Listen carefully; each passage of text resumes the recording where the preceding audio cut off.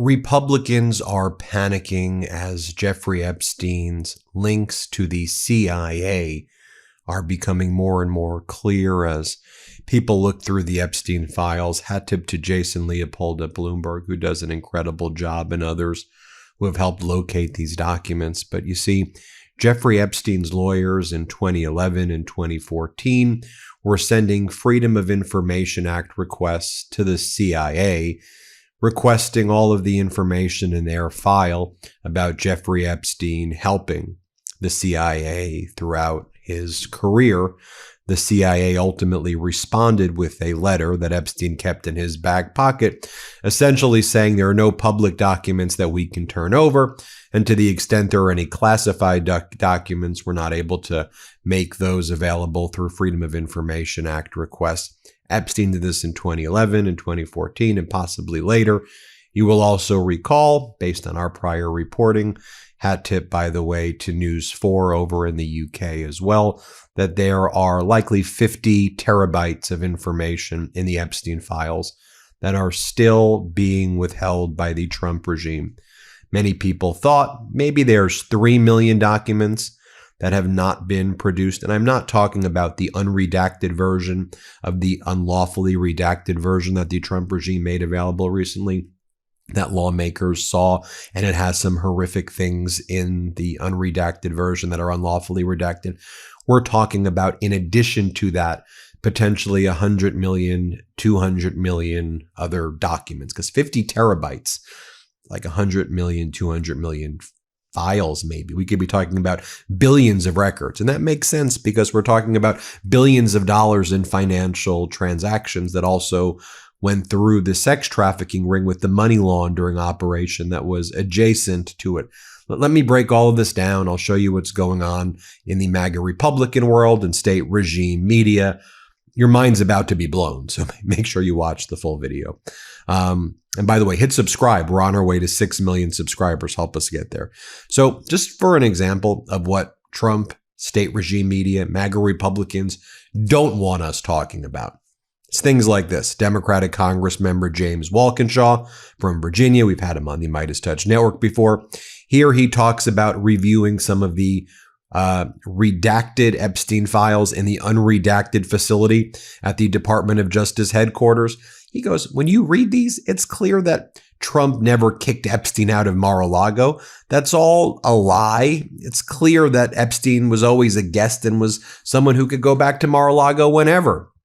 Watch what Walkinshaw says here. Play this clip. I read a redacted document, illegally redacted in my view, where Epstein's lawyers had spoken to Trump, and Trump made it clear that he never kicked Epstein out of Mar-a-Lago. Why does he keep lying? Why has he done everything in his power to cover this up? Those are important questions, not to take away from any of the other individuals involved here. And then you have what Jason Leopold wrote about, how Epstein filed FOIA requests with the CIA, requesting documents regarding his affiliations with the CIA between 1999 and 2011, and the NSA for documents relating or referring to himself. Epstein didn't receive any records. He got letters back basically saying, we can't return classified information. Here's the letter from July 29th, 2011 from the CIA to Epstein. Okay, this is not me going into some conspiratorial territory. I'm reading for you the letter from the CIA to Epstein's lawyer, Martin G. Weinberg. Dear Mr. Weinberg, it says on July 25th, 2011, we received your letter pertaining to Jeffrey Epstein's Privacy Act request. It says you provided the necessary information in accordance with the Freedom of Information. We've searched, and it says we're unable to locate any information or records. However, it says, with respect to responsive records that would reveal a classified connection to the CIA in accordance with Section 3.6 Sub A of Executive Order 13526 as amended, the CIA can neither confirm nor deny the existence or non-existence of records responsive to your request. The fact of the existence or non-existence of requested records is currently improperly classified and is intelligence sources and methods information that is protected from disclosure by Section 6 of the CIA Act. Although our searches were thorough and diligent, and is highly unlikely that repeating those searches would change the result, you nevertheless have a legal right to appeal the decision, and it's signed the Information Privacy Coordinator of the CIA. Then on July 30th, 2014, this was sent to Mr. Indike, one of Epstein's representative. This replies to your letter dated March 5th, 2014, appealing on behalf of your client, Jeffrey Epstein, the National Security Agency, Central Security Services, denial of his request of a FOIA, Freedom of Information Act records, files, communications, memorandum, orders, and agreements, and or instructions referring to or related from Mr. Epstein that were created from January 1, 2000 to January 2, 2014, and were prepared, received, transmitted, collected, and or maintained by the National Security Agency. I have reviewed this request and your letter of appeal. As a result of my review, I have concluded that the appropriate response is to continue to neither confirm nor deny the existence or non-existence of any intelligence material on the subject of your client's request pertaining to any NSA CSS intelligence programs or activities, including to programs authorized under Section 215 of the U.S. Patriot Act and Section 702 of the Foreign Intelligence Surveillance Act amended. To do otherwise would challenge under FOIA would result in the exposure of intelligence information, sources, and methods which could harm our national security and severely undermine NSA CSS activities in general. For example, if NSA CSS denied having information in cases where we had no such information but remained silent in cases in which the information existed, it would tend to reveal in which activities NSA and CSS were engaged. Any further elaboration concerning these matters would reveal information that is currently and properly classified. Why aren't more people talking about this? I mean, hat tip to Jason Leopold for posting this. And then you compare that to other letters. I mean, you've got messages from Epstein to the former heads of the CIA, linking him with Peter Thiel. You have Bill Burns right here. Bill Peter. I think you two would enjoy each other. Or William Burns to Epstein, former CIA director to Epstein. Some retirement. Look forward to seeing you again soon. And enjoy the green blue sea in the meantime. Dude, Epstein knew all these people. Epstein was working with the former Prime Minister of Israel, Ehud Barak, the former Prime Minister of Norway, the royal family there. He was working with national security advisors in Eastern European countries. He was speaking intermediaries directly with Vladimir Putin.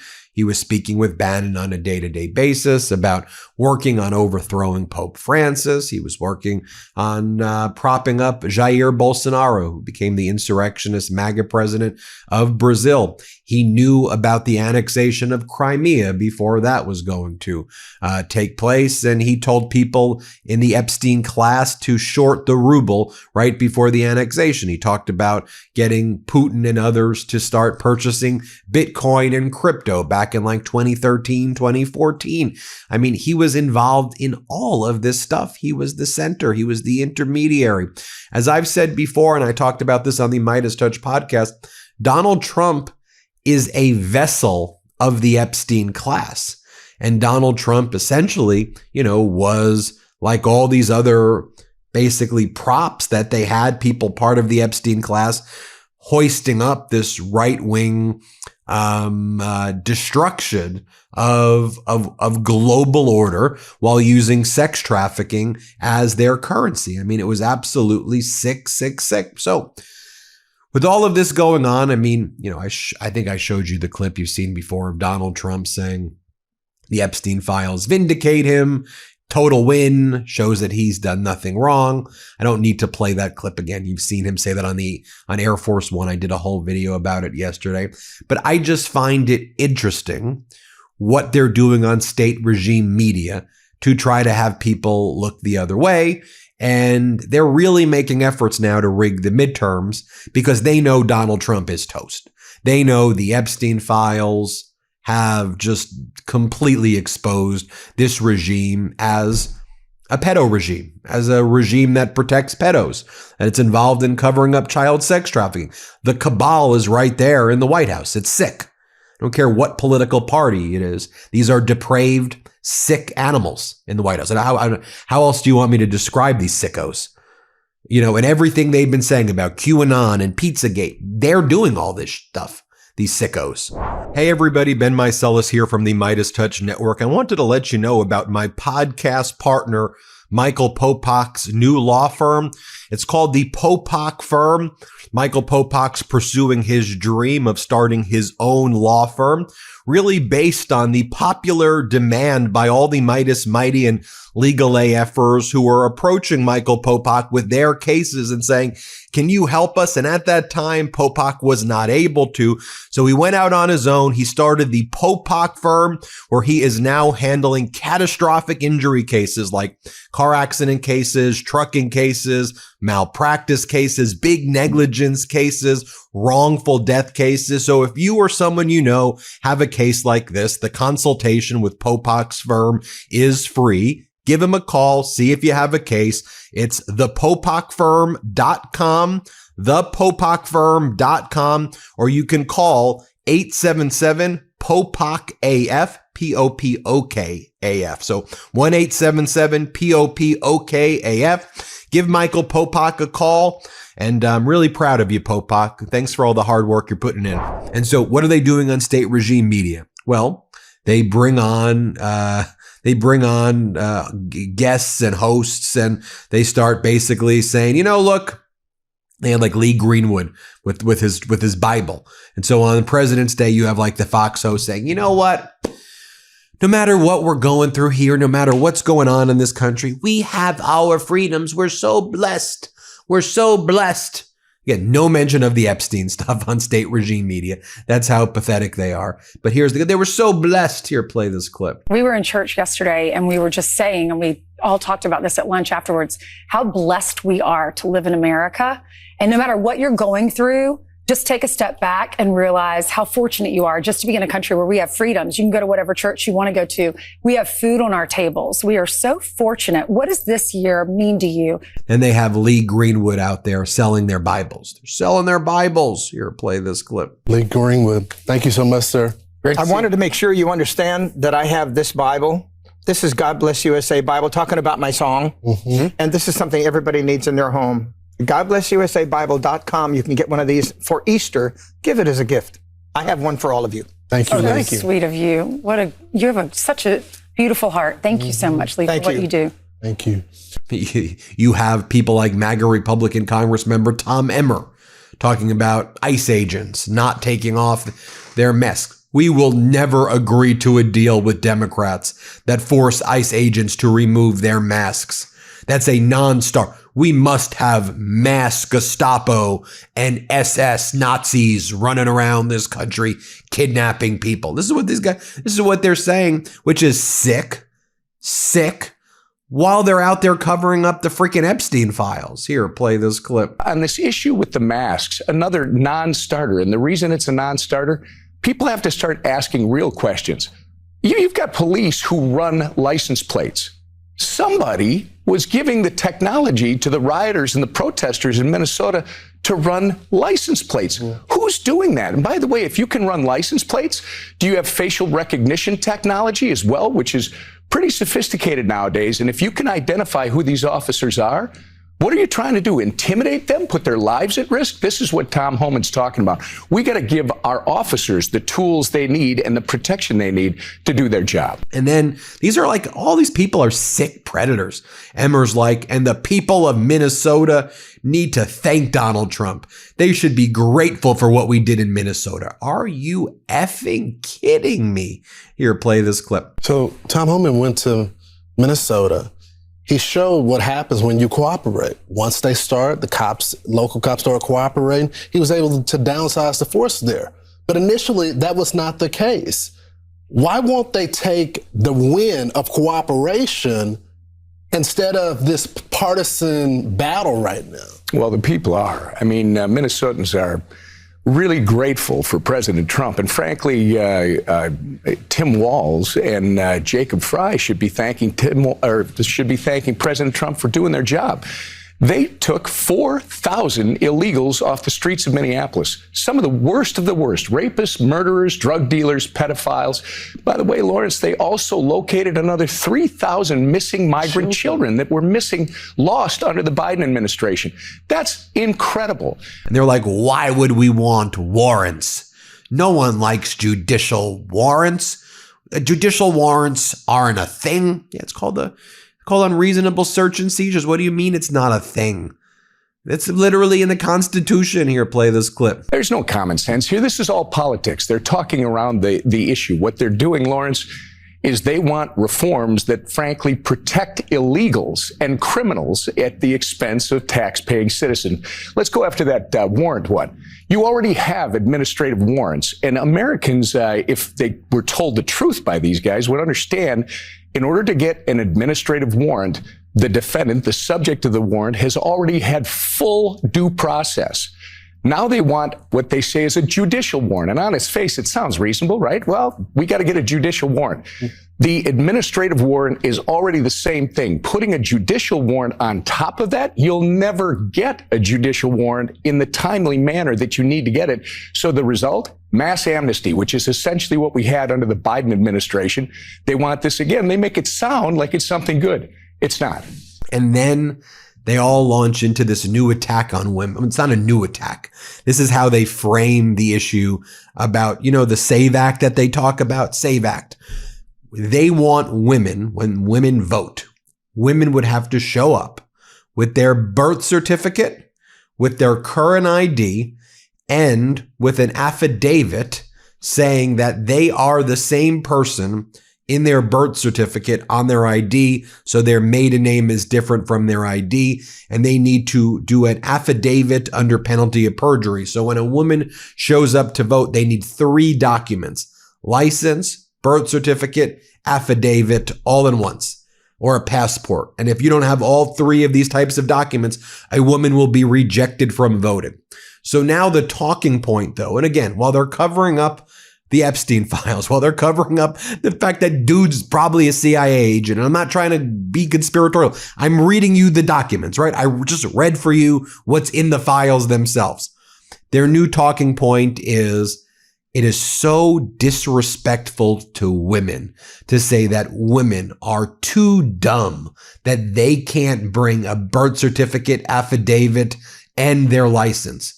Why would we be so disrespectful to women to say they can't bring all 3 documentation? That's discriminatory to women. Women want to bring the 3 documentation. That's what they go. So here you have Emmer saying it. Here, play this clip. But let's not treat women. You worked with a lot of these women in Congress. They are brilliant. They're smart. Why do you suggest that they don't know how to prove their citizenship by bringing a passport or a birth certificate or a marriage certificate and or the new Social Security card that gets issued right after they get married? This is all nonsense. This is something that's common sense. Almost all Americans agree with it. Its time has come. You must prove that you're a citizen when you register to vote. Makes sense. You got plenty of time to get that done. And you got to show up with a photo ID to prove that you are the person that is indeed the citizen entitled to vote. It's an easy thing. It should be done tomorrow. Here you have MAGA Republican Chip Roy saying it. Play this clip. A lot of people are asking questions. They're saying, well, that's going to prevent women who've got complications with name changes. Hold on. We actually allow a fail-safe that you go and you can sign an affidavit that says, this is my driver's license. My name is Sarah Jones on my driver's license. Here's my birth certificate, Sarah Smith. I certify under penalty of perjury that I'm the same person. And we allow that. And we allow states to make other mechanisms under their laws to make sure that they match it. So we're just requiring a process. And here you have the Fox host saying it. Play this clip. There are already laws on the books, but let's also look at what has also been determined. In 24 years, there have been 77 illegals who have registered to vote. How many of those 77 have voted? 1. So when we look at, if you're talking about voter fraud, here's the other thing. If in fact we do have voter ID, but not packaged this way, which takes power from the states, like Senator Murkowski, I would agree with her on that. Takes power from the states and puts the federal government in play with elections, 1.